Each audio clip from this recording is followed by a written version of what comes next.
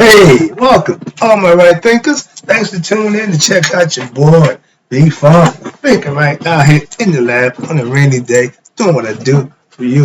Well, I got something nice set up for you today. We in the book, we're doing chapter 9, but this is the book I'm studying from again, Egyptian Yoga. Alright? Philosophy of Enlightenment. We're doing a lesson now. Egyptian mystical wisdom. That's what we're going to talk about. But let's get down to what we do. Let me get it in. Rightisms. 25 rules to live by. Storytelling. Story with a message. Message in the story for life. I give life lessons. You tune to receive them. You got a good thing going. That's right. Right thinking mission. And yeah, that's what I'm on. Is to enlighten, inspire, educate, and motivate you, the individual, to a higher spiritual level of enlightenment. Right thinking way of life through mental and spiritual discipline daily will help and will guide you to obtain your goal of spiritual enlightenment, aka know thyself. My mission is that all right thinkers do just that. So my personal goal is to get everything I can to you to do what you need to do to know thyself. So my job is being done. Your job is tune in and implement it, and you'll know for yourself. Thyself. Okay? So let's go. I asked the question, do you know you?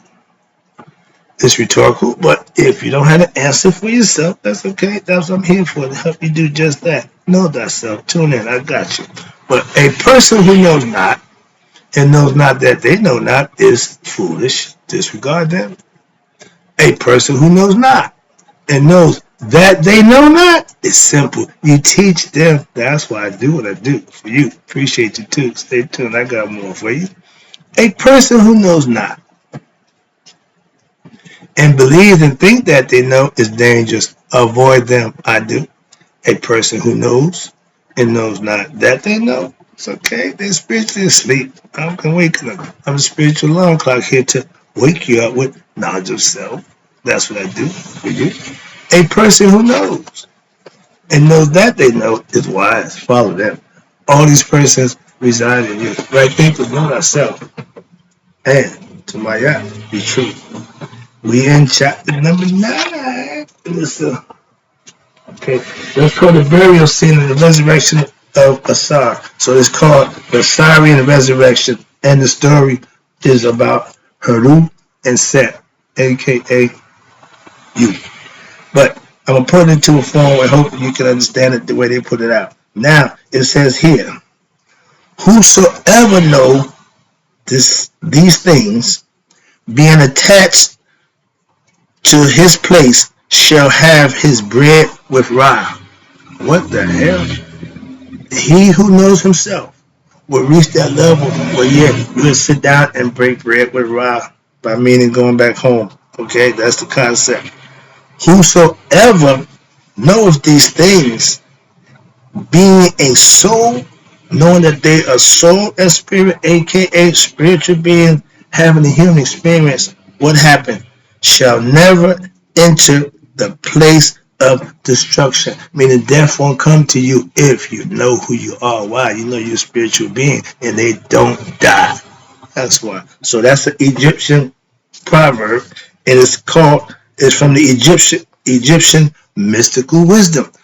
It's a philosophy that if you practice, you'll understand. That's the bottom line. Okay? Like I said, about all religious philosophy, all belief system is based on you practicing the philosophy, and they all work if you practice them. It's just different ways. Okay? So I'm not beat for a whole bunch of, but you said, no. I teach ancient philosophical concepts. That's all. I don't argue, dispute. So let's start right now. Then this is all about Heru. That's you. But watch this. Heru is one of the most ancient representations of the Neteru, meaning the Son of God. Okay, watch this. Represented as what? The falcon-headed deity. Now, in Egypt, there's no eagle. We had falcons, ospreys, kites, okay? But the falcon and the hawk was synonymous with it. But we know that the peregrine falcon is the bad thing. But the falcon has that teardrop, okay? That's the difference. When you see the head of Ra, in Haru, you see they got the falcon teardrop. So you see the bird pretty much, they're all falcons, but we say hawk. So I'm glad that they put it there because I get a little annoyed about that. But man, yeah, the falcon headed deity, okay? The falcon is the one with the teardrop, and he is the fastest flying bird in the world, 280 miles per hour. And he don't bite, okay? He ball up his knuckles and fly by and punch him in the head. You got the best technique on. But yeah, check him out, Google him. But all right, but this is what the spirit is symbolized by the falcon because of the qualities. He got a layer of eye across his eyes. He can look directly into the sun and he can fly as high as any bird ever. When the storm comes, most birds go look for shelter. The falcon, he fly above the storm. Okay, so that's why they said him up there. That's Haru represent above him up there. Okay, so it's all conceptual and symbolic, but it makes sense if you understand it. You take the time to learn it, it makes a whole lot of sense. That's what I'm trying to get you the concept. If you want to practice it, you can follow it. It makes a whole lot of sense. Let's go. But they call it now Haru encompasses. What's this? All within what his wingspan. Haru is also the soul which what? Which vivifies all life and existence. So he's God in the flesh. Ain't that what they said about Christ? We had that concept a long time ago. That's what I'm trying to show you. Everything is Haru. Why? Because it's the spirit of God. So watch this. The ancient Sphinx, first one, was called Haru in the horizon. He's looking to the east. When the sun comes up, he's there on the horizon. You got Ptah and Ra are what? Forms of who? Haru. Would you? Yeah, remember, he's the viviful form.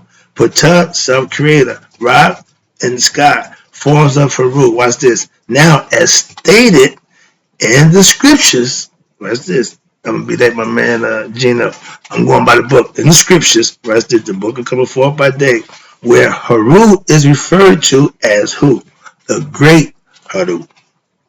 Now, thought is 3 times great, but watch this. Haru is the oldest sign, and Haru is represented what? In all periods of Egyptian mythology in various forms. When I get through, I'm going to take you through a whole, I love this, because we doing my thing now. Watch this. Haru in all various forms. Watch this.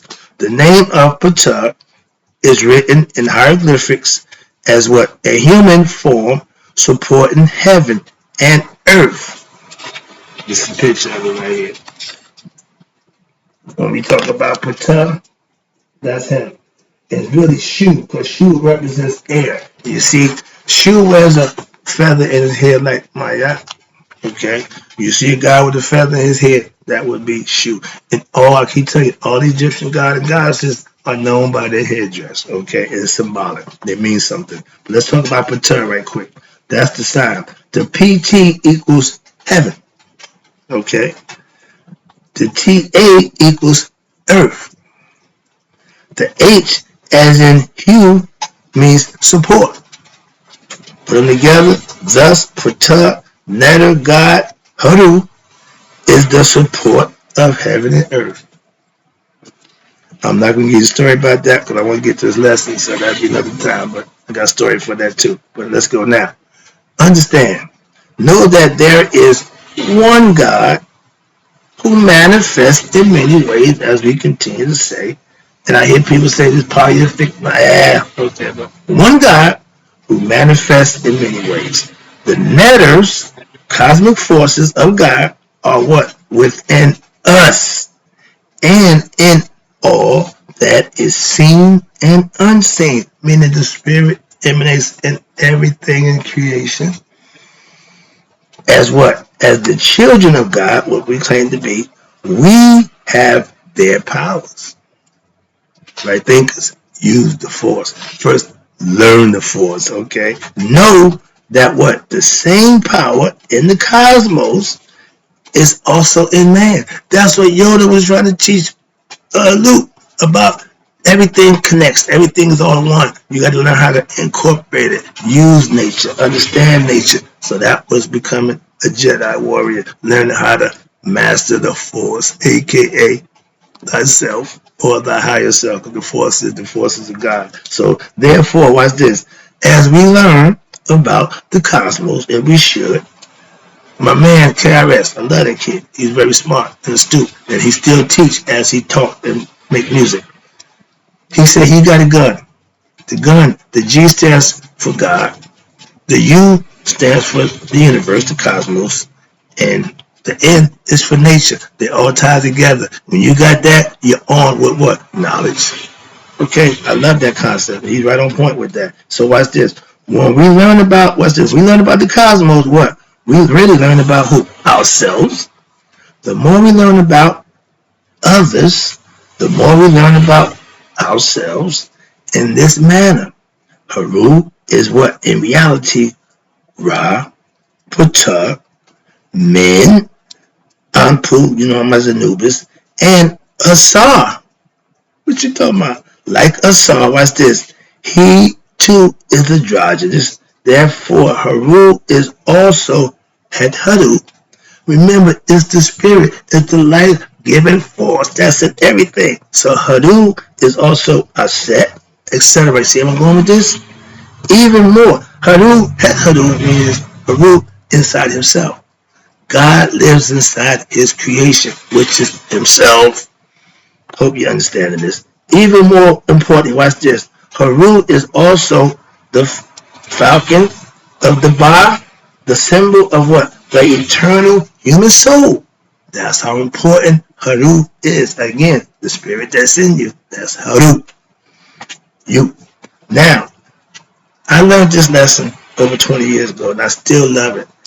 When you make yourself the object of intense study, and you will discover God. I know that for a fact. That's why I can teach you and tell you about that. I know that. Moving on. I showed you the picture where it had Ptah, Horus, Shu. I tell you who he was. Holding up heaven. That's him holding up heaven. But the story goes, I gotta get the story in. Shu represents air. Gab and Tough Newt, and Gab and Newt was like this in love embrace. Ra told Shu, take care of that. So he got between heaven and earth. So he's doing this, holding him up. You see him pushing up Newt, another thing. They got a form of Newt being pushed up. And he's standing on Gad, but Gad penis is still hard as a rock, but that's what they was doing, in love embrace. So that's the story, that's the concept of Ptah, and that's the idea. He holds up heaven and earth, which is Shu, air. And not between them now, but air. Remember the old stand, you want to do something back today, you talking smack, you want to do something, no man, ain't nothing between us but air. Okay, old school concept. Now let's talk about the Asarian resurrection. The last show I did when I was on my internet channel, Can You Feel This, was the resurrection. And I love this story, so let's go right quick, try to get it through. As previously discussed, we know that Ra represents the cosmic consciousness, the all, the absolute, the all-encompassing, which what? Manifests as the seen, that's the sun, and the unseen universe, that's the cosmos. Asar is Ra in what? Material form. In the flesh, he's the first. That's why we use Asar. And watch this, I'll play it out to Haru. Asar is Ra in material form. Now, Haru, what? Represents the way to reach the Father. Didn't Christ say, I'm the way, I'm the way? Yeah, and that's true if you get to understanding what he's saying symbolically. Why? Ra, Asar, and Haru both are what? Aspect of the same one God, Neteru, or the Nebuchadnezzar. Again, we all are emanations from God, and the Father being Asar being the first, his Son is us, his offspring, and the Word of God, God's Word was God, then became a flesh. Y'all say it was Christ. No, it was Asar. He's the first flesh, mortal spirit. That's why we use him, and his Son is us. And Masons, they use the same philosophy. Why? Because our father is dead. We all are widow sons. Okay, our mother's a widow because our father is dead. So they symbolically tie everything together. It's a beautiful thing when it's understood. And I see the person the symbology behind it and the reasoning behind it. It's a beautiful thing when practiced and put into context. So let's go. Now, as previously stated, I told you the visual forms and the ideas presented in each of the gods was created by who? The ancient sages for what? To help us understand what? The qualities and the characteristics of God through what? The descriptions of the various letters and deities and their qualities and what they bring to the table and aspects of your character. You can emulate them by learning. Now it says the birth of Asar, which is the first spirit that came into physical being, is the birth of what? Ra. And reciprocally, I had to look that word up.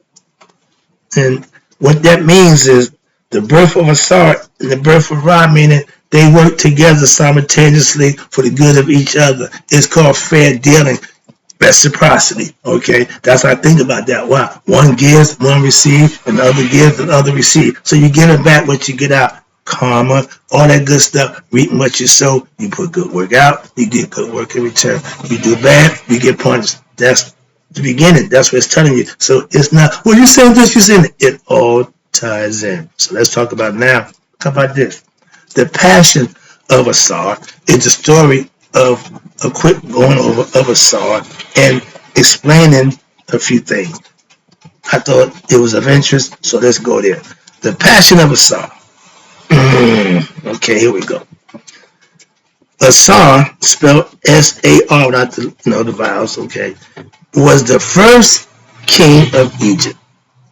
Not Menes. Okay, another story. But Asar, this is the spiritual creation concept breakdown. Asar did what? He taught the people agriculture, husbandmen, meaning being a mate to your other half. He established a code of what? Laws and ethics, and bade all to worship the gods that lay forth. The punishment for sinners was death. It didn't pay to break the code or go against God's law. You got the will, you got the freedom to do that, but again, what you put out, what you're going to get back. This has been instituted since the beginning of time. So let's go understand that. Ain't nothing changed with that. So watch this. One day, through his lack of diligence, and every time we do something or commit a wrong act, there's something that led to it. Asar, no different. What's this? Asar became what? Intoxicated. And what happened? He slept with sex, his brother's wife. Not that. Now, we'll break it down to you. In my tree of life, I'll break it down a little different to keep that object out. But the story goes, him and them steps, she fell in love with him. He fell in love with her. Got a little, like I say, got a little relaxed and, got weak. Most men say, you started, lower nature took over. You wasn't thinking. So long story short, him and that got together, and the result of that indiscretion on the part of Asar begot Anpu, their offspring. I tell you that represents mortality, the physical world. And we tell you, Asar represents the spirit. He fell in love with mortality. That's okay, and that's what happens. But now the caveat to that is that mortality was his brother's wife, and he didn't take too kindly to that. So everybody wonder, well, why did Seth kill his brother? They keep telling you jealousy. No. If you know the story, my man, another thing. If your brother slept with your wife, need I say more? So understand that Seth wasn't forgiven. Okay, he's the refuge. He's the he ain't thinking twice. He ain't compassionate. He ain't empathetic. No, he's really rough. Okay, so understand that. That's him. So, but the next thing they try to show you the lesson is when nature and spirit come together, their offspring will be Anubis. He represents what? Diligence, and he applies all his passions to control himself. He represents discernment. Okay, so nature, spirit, discernment. Set, watch this. Now, Set, who represents the personification of evil forces, just the ego self, meaning all about him, plotted in jealousy and anger. They want to tell you that. But why was he jealous and what made him angry? They don't tell you that part. But watch this. Now with the blinding passion, anger, it prevents what? Forgiveness. He ain't trying to understand he was drunk. He ain't trying, no, he ain't trying to hear none of that. So don't give me a set. No, he gonna do what he gonna do. Watch this. So, and to usurp the throne, and he conspired to kill his brother Asar. Set secretly what? Got his measurements of his brother and constructed a coffin. Through trickery, Set was able to get Asar to try the coffin on for size. Story goes, a big party, he was there, he didn't let the women come, so sounded like a freak off one of the freak parties that Puffy had. But the wife, Asar, wasn't there, so everybody had the coffin to see if it fit. Anybody who fit the coffin, they get to keep it. It fitted Asar. He got in it, that was his last lay down. But that's he sealed the coffin, long story short, moving on, but that's what happened. But it was the reason why that happened. But watch this. Now, while Asar was resting in the coffin, what happened? Set and his 72 associates locked it and then dumped it into the Nile River. It floated downstream, okay, and went on about. Asar dies in the case, and the coffin made its way down to the coast of Syria, where it became embedded in the earth and formed into a tree with great aroma. And the king, they called it the form of a jed. Sound familiar? And what the jed is, this jed is the symbol of Asar's back, and it really is his four horizontal lines in relation to what? Being firmly established straight column. You see Patan, you see him, he's standing on Mayat with the pedestal. You see him with the staff. You see behind him, that represents Asar's backbone. And four top brackets, that's the four rings of the higher levels in masonry and the four higher levels in the chakra kundalini system also. We're going to get to that. What's this? So that's what the jed is. The jed is you being established and standing on Mayat. Okay? That's me. I'm standing. I'm jed. Where we at? Well, sorry, okay, then it got down here. Okay, now the jed column is symbolic, watch this, I just told you, of the upper energy centers, the chakras, that relate in the other degrees in the Masonic order. Fellas, 3 degrees of masonry, you still ain't passed. Amen. So, and they related to what? The levels of consciousness. Of what? The spirit. They say, see the scales of Mayat. We went to that lesson before in the chakras. I just got to finish giving you those lessons. Now, the jed pillar is the back of Asar. It symbolizes the upper steps of your spiritual, again, spiritual development. Gave you that lesson too. Spiritual meaning you're becoming conscious, you're thinking, you're studying, you're practicing, you're manifesting for yourself things that you're learning. So your higher energy centers or your chakras from 4 to 7 is located in what? The spine of the spiritual body. The backbone. Again. Now, what happened? The king of Syria who walked and was placed by the tree, and he immediately fell in love with the aroma. The fragrance caught his nose. So he had the tree cut down, brought to his palace. And Aset, his wife, Asar, wife, watch this. She is the personification of a life-giving mother force in creation and in all humans. She went to Syria, and in search of what? Asar. Her search led her to the palace and the Asarian king, where she took a job in nursing on the king's son. Every evening, Aset would put the boy into the fire. Not the burning fire that Haran put the 4 boys indigo and Bishak. And no, this is ancient. That's where they got the concept. Watch this. Because she had the power, okay, to grant immortality with her knowledge of Ra. All the things. She's the most powerful goddess. Why? She got the name of God. She knows the secrets. And watch this. She can bring you back to life. And she also could have the power to consume. She put him in the fire to consume his mortal parts, and thereby transforming him to what? Immortality. And that's what intuitive knowledge does for you eternally. It transforms you. It burns off the ignorant parts of your mortality. See, the veil of Aset is lifted, which what? Knowledge and understanding. The veil is ignorance. The lifting of it is becoming enlightened. And fire is symbolic of what? Both physical and mental purification. Most importantly, fire implies wisdom, the light of truth, illumination, and energy. So Aset, by virtue of her qualities, again, to explain it to you, has the power to bestow immortality through what? The transformative power of her symbolic essence, which is what? Intuitive knowledge.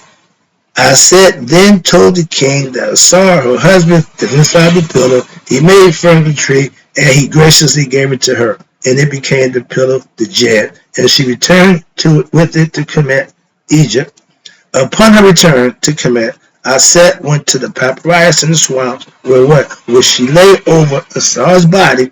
You see the picture of her turning into a bird hovering above him. She made a golden phallus, the first dildo, and got pregnant. But the dildo was put on his umbilical cord, meaning regeneration. Not through sexual, but through spiritual connection. That's the difference. And what they try to do with the Christian, they got the story confused. They thought that was sort of immaculate conception. Another lesson. But she did that, watch this, and of the dead body, and by way of her wings power that she had, she was able to conceive a son. Philosophically, metaphorically, that's us. Haru. Again, that's the spirit which is in us, which the sisters of, watch this, the god Tahuti, the thought, and Amun, the hidden one. So it was sanctioned by the higher gods and also understood. So one evening, while the body lay in the swamps, Set was hunting in the papyrus in the swamps, and what happened? He came upon Set and Asar, and in a rage of passion, he dismembered the body of Asar.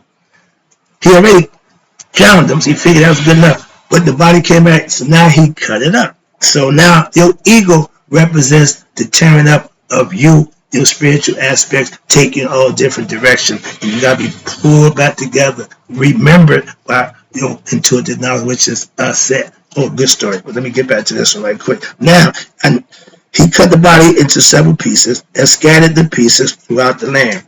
Some people say the world, some people say the land. Okay, depending on who tells the story. And this one is the land. Now, in this way, it was set, watch this, which is the brute force of our body, bodily impulses, and the desires that what dismembers our what? Higher intellect. Our ignorance wants to destroy our intellect. Hence, Haru, higher, Set, lower, they're going to be battle. That's the holy war within all of us. I'm going to get that for you too later on in part of the lesson. Now, instead of the oneness and unity, we see what? Multiplicity and separateness, which gave rise to what? Egoistic, selfish, and violent behavior. That's the ego. And watch this. The great mother, Aset, once again, set out to what? In search now for what? The pieces of her husband Asar, and with the help of Apu, which is Anubis, discernment, and that her twin sister represent mortality, they got it done.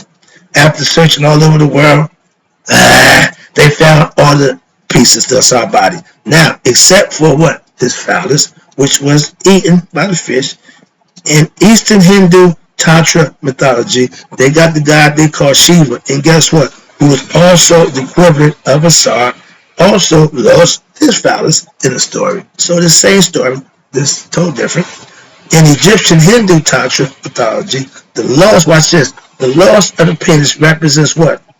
Seminal retention, semen retention. If it ain't down there, you can't use it. So what happens to that energy that you would use? What happens? In order, watch this, semen retention, in order to channel the sexual energy to what? Your higher spiritual centers, thereby transforming it into what? Spiritual energy.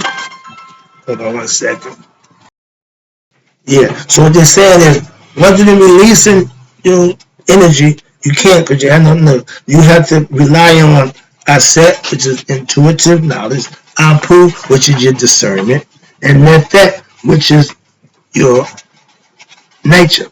And by doing that, you're remembering what they all remember. So the pieces are all together, all except the phallus, which was eaten by the fish. But Asar, thus what regenerated life in the realm of the dead, couldn't stay here, so he had to be leader of the realm of the dead. I'm in the lesson right now. I don't see Tommy running, but no, I gotta finish this up. I got more leading to my next lesson. So let me wrap this up. So Haru, therefore, was what? Born from the union of spirit, which is the Asar, and of what? The life-giving power of who? Aset. So physical nature.